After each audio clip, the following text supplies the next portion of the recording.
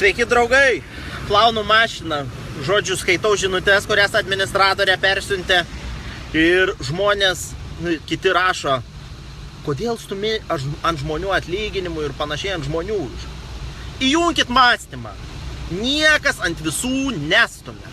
Stumia ant tų, kuris kaip kurva idiotas ateina į verslas nuo nulio aplinką, kur viskas kalbama apie verslą, marketingą, pardavimus, kaip uždirbti iš tai, ką turime aplinkui, ir pisa protą.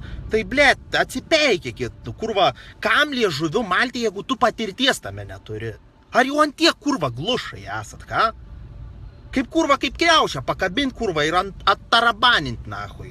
Blėt, kad įsijungtų, nors kiek mąstymas įsijungtų. Niekas, jeigu sakyčiau visi. Jeigu sakau, būtent ant tuos akcentuoju, tai reiškia, kad ant tų ir stumiu. O jeigu ant tiek jau yra užglušintas mąstymas, tai pūskit nahui iš čia, okei?